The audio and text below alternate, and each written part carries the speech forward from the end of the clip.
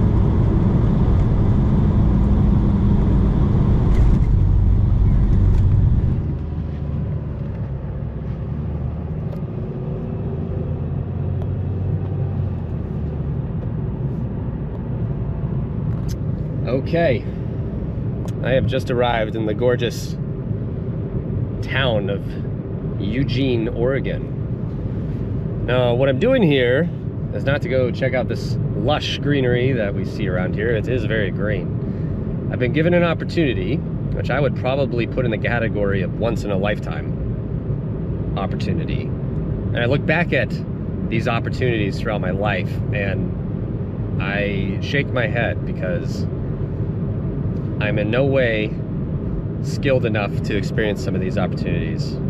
There's far greater cinematographers, they're far better pilots, they're far better looking people in front of the camera, and yet, time and time again, I'm given these opportunities. Well, this particular one is really special to me because it's probably one of the only outfits in the world still doing this type of flying that we're gonna, you are gonna experience on this episode, and I'm really excited to share this with you and the amazing aircraft, but not even just the plane itself, but it's the operation behind this aircraft and the pilots and the crew and the whole team, and what we're about to do in these next few days is just absolutely mind-blowing. So this is going to be a good one. I would definitely recommend that you stick around for this episode because, like I said, it's once in a lifetime, especially for me, but for the general public, I don't know of many other operations that are going to be like this, and more to come with this amazing organization. So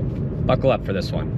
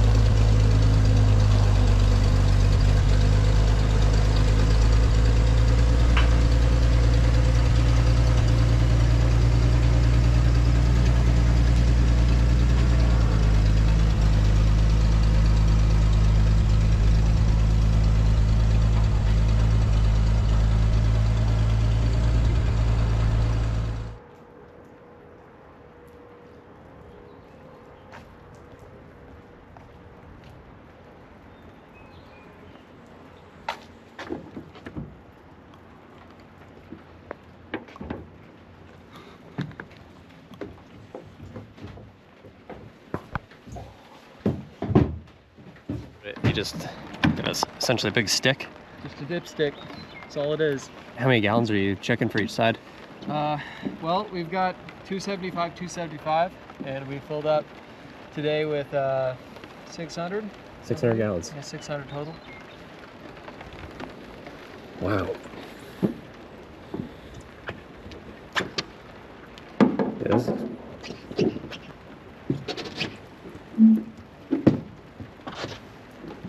The oil capacity on each side, what do you hold? Gotta talk to Peter for a specific number. It's about 55 gallons per side. It's like a barrel on each side, yeah, pretty much? Yeah, the reservoirs are back here. But it's a dry sump, so it scavenges all the oil out of the engine and brings it over to the reservoir. That's actually why we kind of spool up just before we shut down, is at that point we're scavenging more than we're pumping, and so it kind of drains the crankcase and the rocker covers, so we don't have any, it's a reduced chance of hydraulic lock. Hydraulic lock. On the pistons, yeah. The bottom pistons, sometimes, you know, if you don't scavenge all the oil will seep past the rings over time. In half an hour, you may have so much oil that on a compression stroke, it'll lock. You can't compress liquid. So it'll just pop that whole cylinder, just break blows a it rod. up. Oh my gosh. So got to be very careful about that. That's why we scavenge the oil. And that's also why when we start up, you know, if it's half hour or more after the last shutdown, we'll bump the starter until we see the blades turn. I believe it's 12 blades. And after that, all of the pistons have gone through a full cycle. Yeah. So you can be sure that you don't have any hydraulic lock at that point. That is wild. Yep, it's a little precarious.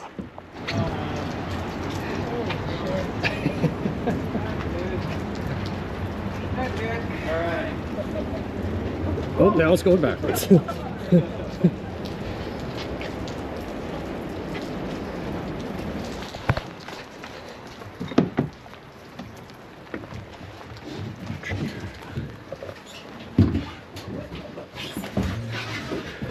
I thought that started working now.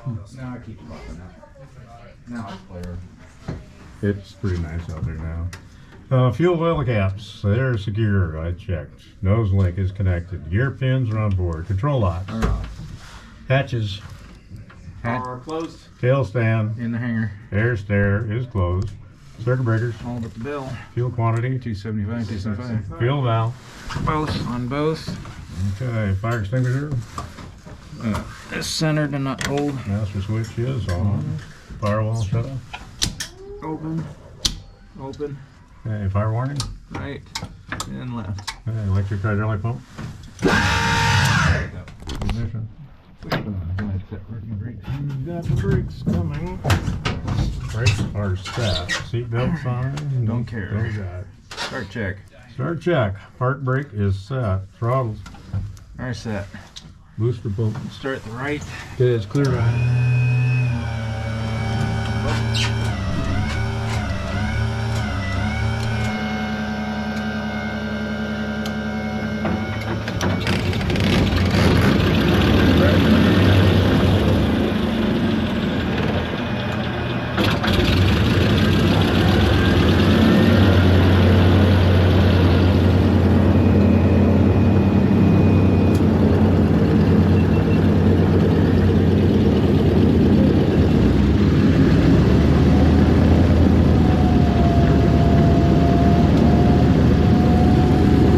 Altimeter 2982.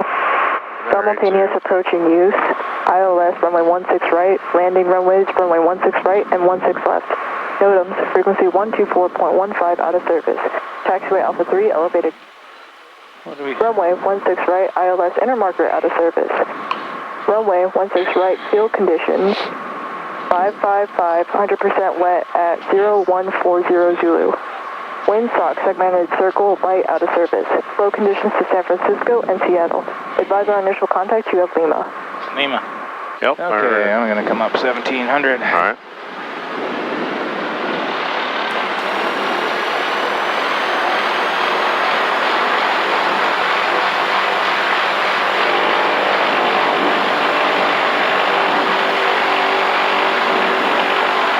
cycle twice.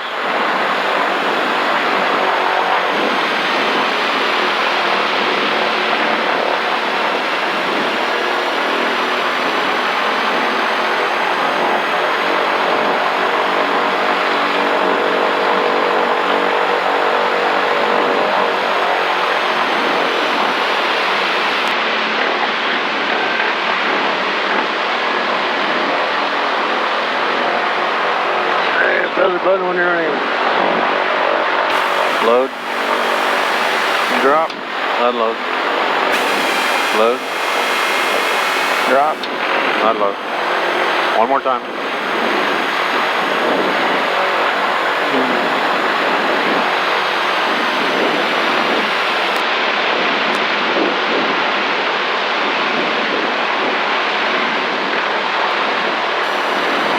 Magneto checkers. Yep, mag check when you're ready.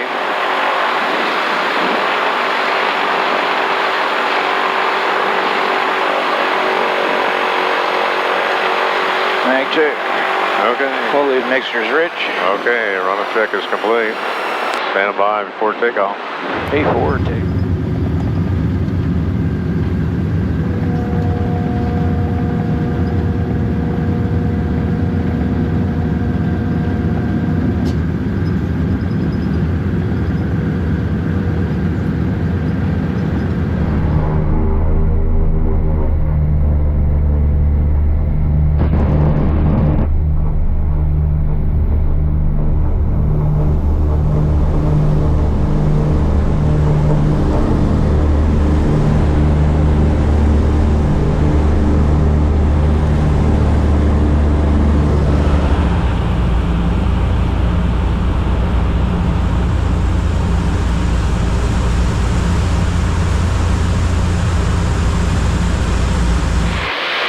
Move, fit a scud layer here so we can...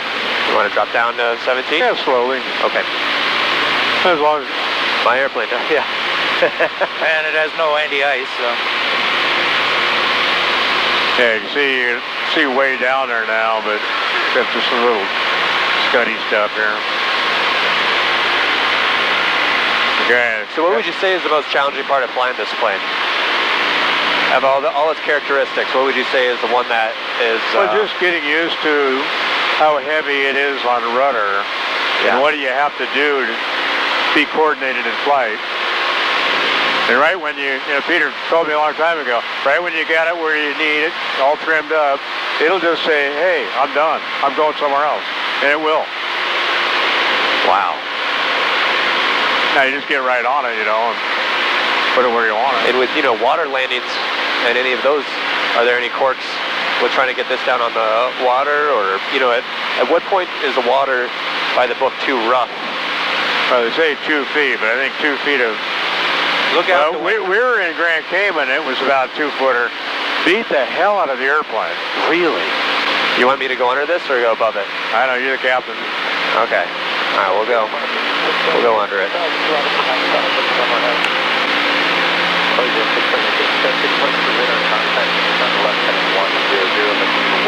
What's our hard deck for out here?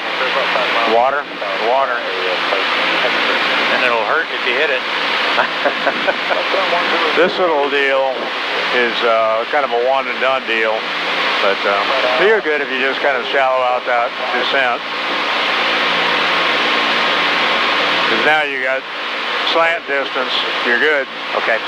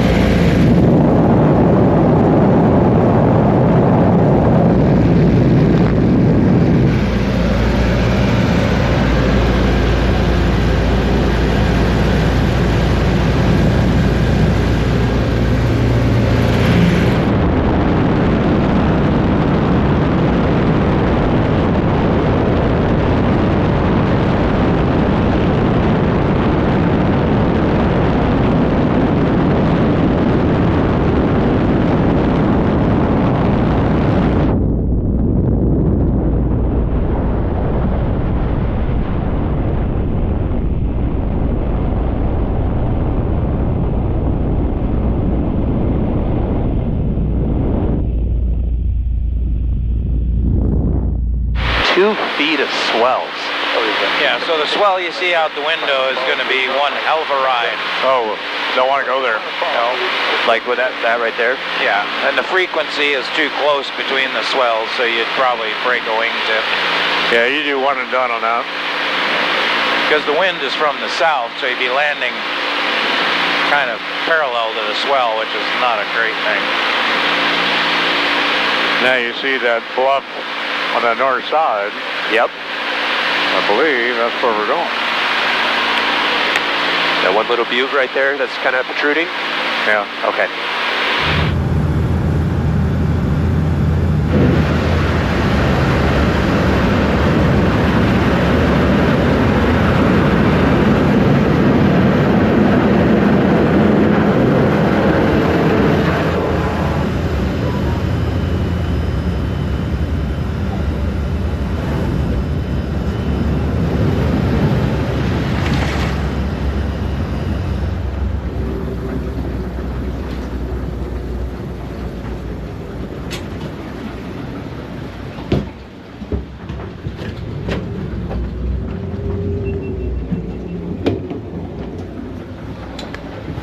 That's it right there.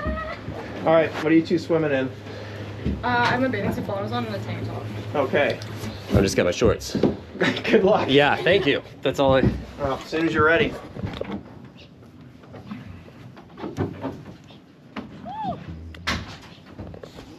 Wow. This is just crazy to me. Like, nobody did, like, this is... You see this stuff like 70 years ago, standing on the...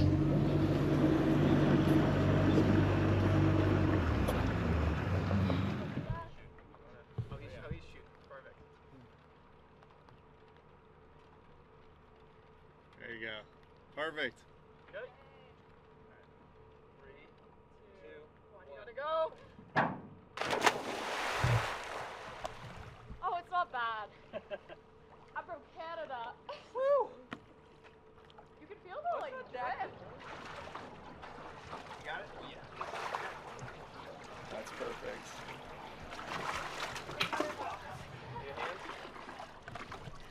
Roll yourself in.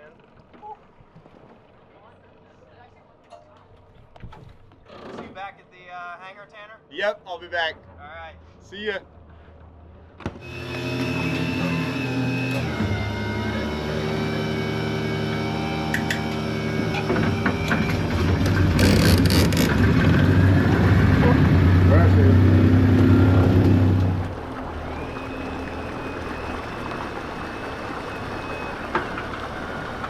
Perfect. Get the engine firing up.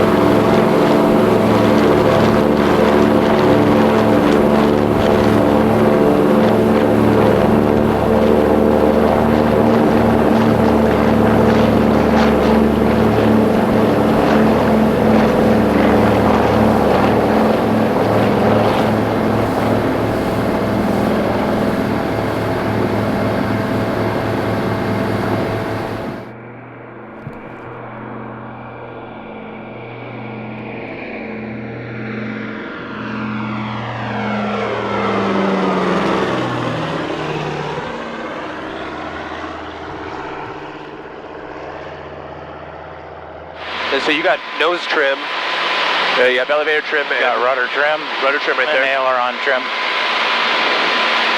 Aileron trim we don't really touch. Once it's set, it's set. And go ahead and make a 180 to the right or left, whatever floats your boat. Clear right? Yeah. There you go.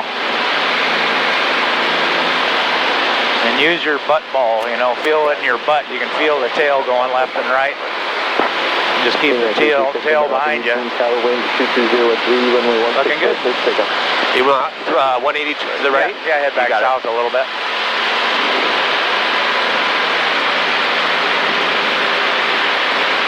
You see it just stops turning all of a sudden, so you gotta go, hey, come on. You know, coax it a little bit. For the size of the airplane, it's got pretty light wing loading at the weights that we're operating at. It really does. Feels like a nicely loaded Cessna. We're really light right now, too. And Diane did some calculations last night just for grins. We got about the same wing loading as a J3 Cub. That's absolutely wild to think about. I mean, at full takeoff weight with full tanks, what are you weighing at? 28,000. Well, 27,850 is our maximum gross as a standard category airplane. Military was 36.6.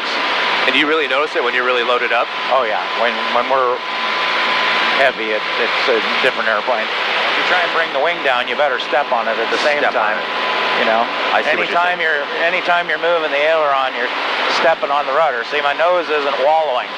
If I do that without stepping on the rudder, watch the nose. Nose is going that way. I see. Okay. Now the nose is going that way.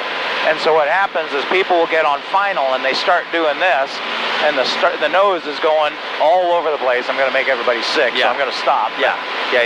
So it's anytime you're moving the ailerons, you're stepping on that rudder.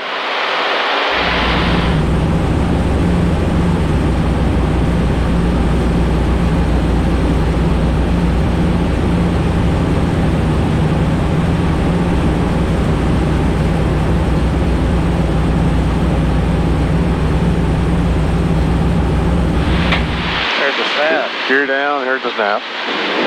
My wheel is down, my float is up, heard the snap, 1,000 pounds, green light. My wheel is down, my gear is down, my float is up. I heard the snap, I see the green light. Mixture's rich, props to go. Let me know when you want, what you want.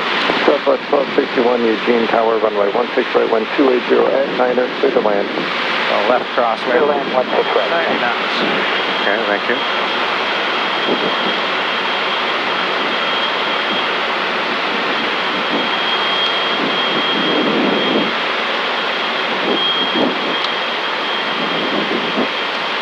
Props, please. Props done.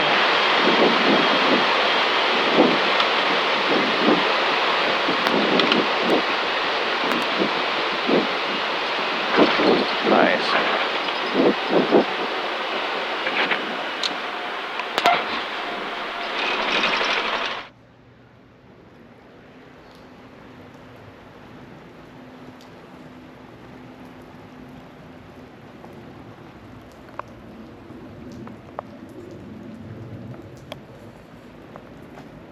All right, so just checked off a bucket list item, and that was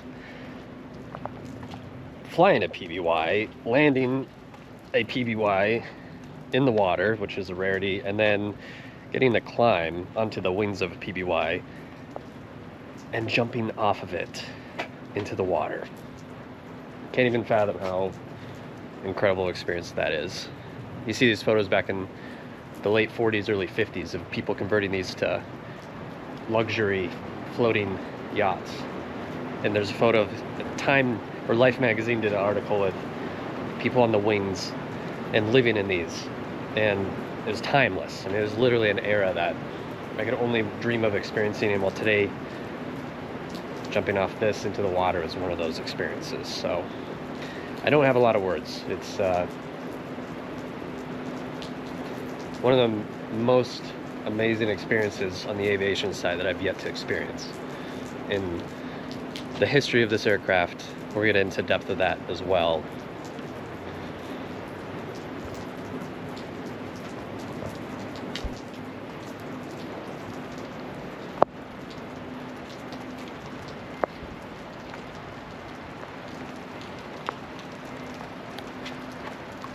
right, so obviously you guys are doing a lot of land-based landings, but water landings, is it a whole different realm with this? It's a whole nother animal. And what about it that makes it If you are a little bit crooked, you're going to break the airplane.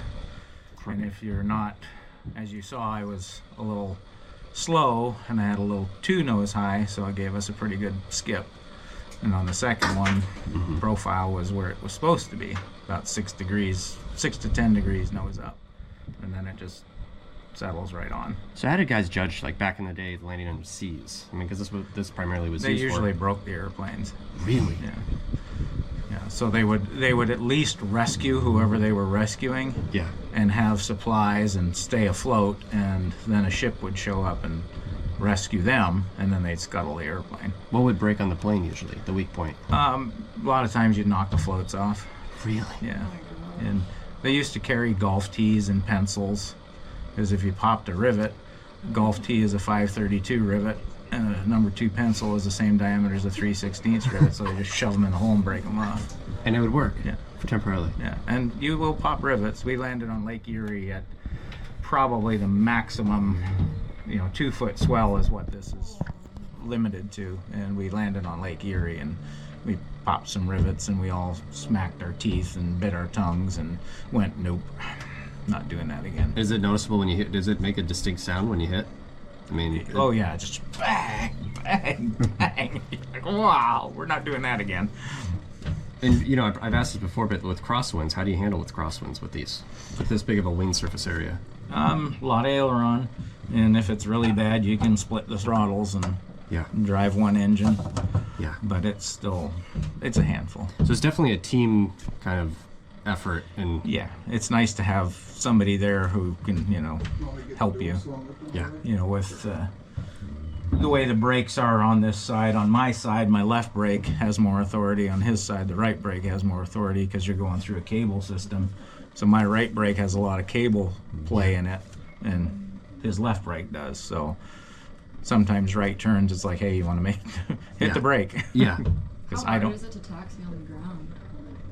It can be a handful. With the rudder, is it? With the cross one we had today, I had one engine at 1,300 RPM and the other one at idle because it kept trying to turn.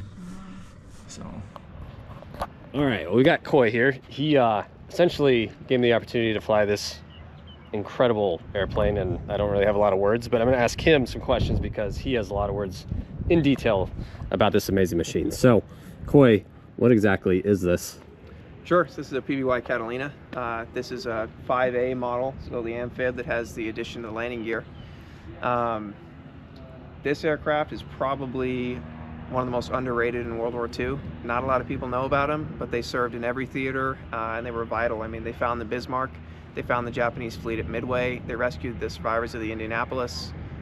So they were, first air-to-air kill for the US Navy in World War II was a PBY.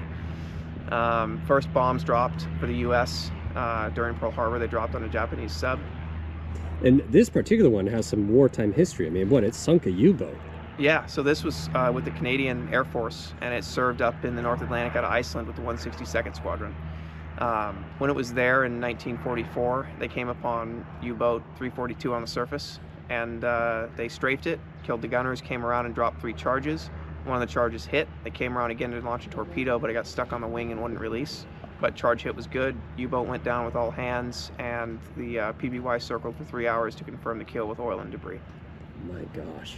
And this particular one, the PBY was a preferred choice for rescues back then because its range is one of the highest in a lot of aircraft's capabilities. That was one of the things it was designed around, was they needed an aircraft with a great deal of range to patrol the Pacific and the Atlantic. So you have 2,600 miles of range. Your endurance is about 24 hours. And you can carry 1,750 gallons of fuel. And these, the power plants on this particular airframe? 1830-92S's. And horsepower on each side you're getting? Around 1,200 each. 1,200 each. And more during the war with, like higher octane fuel. And yeah. 100 low lead, we're getting a little bit less. So. And you're burning the side about how much? We flight plan on 100 total, 50 aside. If you're in cruise, you can really lean that back, but most of the hops we do are 2 or 3 hours, so 100 with a takeoff and all that sort of stuff is about right. Now, it makes this particularly special is you guys are one of the few PBYs that are still flying in the world, but on top of it, I mean, we're doing stuff that you don't see PBYs doing in modern day times, landing on water. Right. There's a reason that most people don't do that, and that is because the nose gear doors is the Achilles heel of this aircraft. So because the landing gear was an afterthought, they designed them in, and that's a weak point. If you ever see a PBY getting destroyed, it's usually during a water landing. Really? And those doors rip off and fold the cockpit up into the propellers, and that's kind of it for the aircraft and the crew. We take that extremely seriously. We pull everything out and NDT it every year to make sure that there's no cracks, no issues. We just overhauled everything in there last year, all new torque tubes, everything. So we very carefully inspect that every year. That's why we still do what we do, and we take our crew training very seriously on the water as well. We have some awesome instructors. And you guys, I mean, your business is soaring by the seas. You're based out of Oregon, and you're essentially, I mean, we'll get in more details of that beautiful bird over there, but you have this aircraft collection, and your basis of all this is simply to educate people on World War II history and the aircraft, or? Yeah, our priority is the World War II veterans that are still around. We've had the honor of taking 9 of them flying, and we will continue to do that as much as we can. And secondary to that is keeping all of their history alive through these aircraft. So when they're all long gone, keeping this aircraft flying for generations that aren't even born yet to see. And through that, remember everything that they did for us. We also work with a lot of different youth programs. We have the Civil Air Patrol over from the field here. We have students from the local maintenance program over here. And we want to just inspire the next generation of aviators, whether it's working on the airplanes or flying them or whatever it is. We want to get kids involved as much as we can to come out and fly with us and see the aircraft.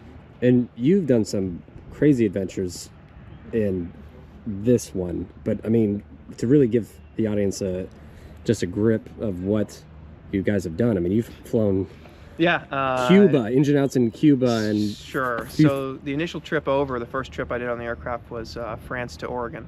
So that was 84 hours airborne through Scotland, Iceland, Greenland, Canada, and the next long trip we did after that was Hawaii. So we flew down to San Diego, put it on the deck of the USS Essex, sailed to Hawaii. And we're out there for 2 months for the 75th commemoration of the end of World War II. And then Cayman after that. Got invited down to Cayman by their government for their 70 years of aviation celebration, because PBYs were the first aircraft to land on their runway when it was built. So we flew down there, and on the air show went great, no problems. On the flight home, the Cayman Islands government got us a Cuba overflight permit. And as we were going over Cuba, the right engine started backfiring. And so we backed off the power a little bit. It was fine. Okay, we'll look at that when we get on the ground. And then it just started backfiring again. They backed off the power a little bit more. And then pretty soon it was just shaking and backfiring. And so we declared an emergency and land in Varadero, Cuba. And got stuck there for 3 months before we were able to get a spare engine and get it all repaired and out of there. And you're planning on possibly, you've got future endeavors, but there was word of you possibly flying through Africa with this. There's all sorts of different plans in the works out there. Different people that have talked to us, other companies that have talked to us about, hey, you should bring it to Ireland, you should bring it to here or there. Yeah. I never bet on that stuff because it's a lot of money to do that. Yeah. But if they have the money, we'll go. Yeah. We're happy to travel. And I like that about you guys. I mean, flying with you in these past few days and just experiencing you, your crew, your team. I mean, you're one of the few who really try to give the PBY its history and really share that with the public. And I think that's special because you don't see a lot of these. I mean, how many would you say of these are actively flying? 5 or 6 probably. Yeah. And yeah, we try and get as many members of the public on board as possible. Yeah. We do transit flights, so when we're going to and from air shows, people can sign up on a list, and if we have extra seats, they can go with us for free, just to get a chance to experience the aircraft. And at the air shows, of course, ground tours, we'll put 2,500, 3,000 people a day through the airplane. That's amazing. But thank you for showing this, and I will put their website down. Look for them at air shows, events, and their amazing PBY Catalina from what, 1943? 1943. That's amazing. And the last Boeing built one. The last Boeing built one. Yeah, Boeing only made 55.